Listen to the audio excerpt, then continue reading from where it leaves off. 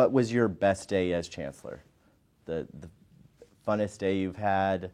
Well, I think there's best several. memory. One was when we completed the $1 billion campaign. Okay. Another one passing was the Tech UT football game in 08 when they were rated Right. number 1 in the nation, and we beat them, and it was a magic moment. It was a lot of fun. And those, though, are not as important as graduation. I love graduation. Why do you love it so much? Well, the smiles, people are happy. You know, you see a cross-section. Texas Tech is a cross-section of America. You see people come through and I always, look at their feet. They'll have sandals. Had one guy come through barefooted.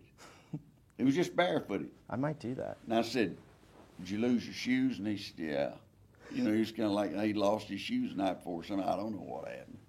Boots, different high heels, different, just everything. Tennis shoes.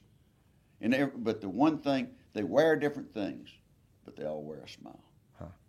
And that's good. Yeah. What is the most difficult day that you've had? Probably days going through when Coach Leach was fired. Why do you think people are so fascinated with the Mike Leach story? He is an eccentric type guy. He's different, and the press likes him, and he can be a charming person. And I think that he was just different. And people kind of like things that are different, and the way television is in this day and time, right. The more different you are, the better publicity you get. And I think he was a good coach. He wasn't a great coach. I mean, he wasn't Darrell Royal or Bear Bryant or, but I think he was a good coach. And I think that he did some good things for Texas Tech.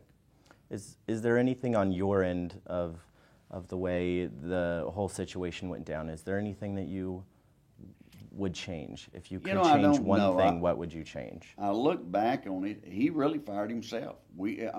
He didn't give us a choice. We tried to work with him.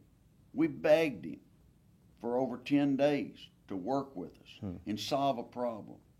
Here's what you've got to keep in mind. This is an educational institution. Doesn't matter who it is. If they break a contract, break the rules, you've got to make some changes. You cannot punish a football player that's under a doctor's care for a concussion. Mm-hmm. A guy has a brain concussion. You can't punish him because of that. And no parent would stand for that. And it's unfortunate that he didn't work with us, work something. He'd still be here coaching today. A lot of people don't realize this. Leach got fined $10,000 right. in November or December of 07 for saying things about the referees that, that questioned their character and integrity and everything. And so the Big 12 Conference fined him $10,000.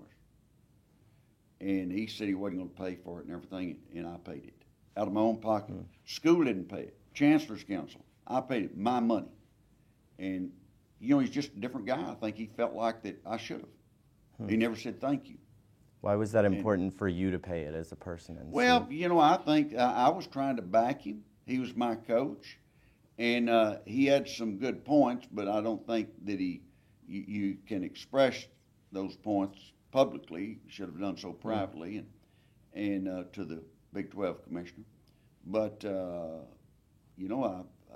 people were saying I didn't like him. I thought he was a friend, and I worked with him. Got him a new contract, paying $2.7 million. So I really tried, and I tried to keep him, and they really went after me afterwards. But the truth of the matter is, Gerald Myers and Guy Bailey are the ones that made the decision, right. And they brought it to me, and I approved it.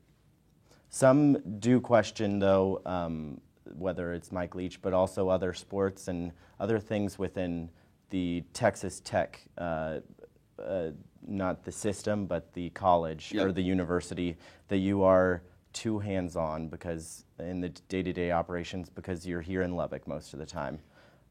Why is Texas Tech specifically so important to you? Well, they're all important. You know, probably Angelo State and the Health Science Center makes think that I spend too much time there. If you're the CEO, you've got to make sure things are going right. I can't go out here. I had a regent a long time ago at the very first say, well, just tell them what to do and check on them in 3 years. I've never run a business that way. You check on it every day or every week to see what's happening. Are they doing their job? You know, are we reaching that goal? And I follow the rules in sports. I don't get involved unless requested to, and I got involved in Leach's contract because he didn't want to negotiate with the athletic director. Wanted to negotiate with me, and that's how I got started in that thing. But it's if you're CEO and you're not on top of what's happening at every component, you can get in trouble real fast.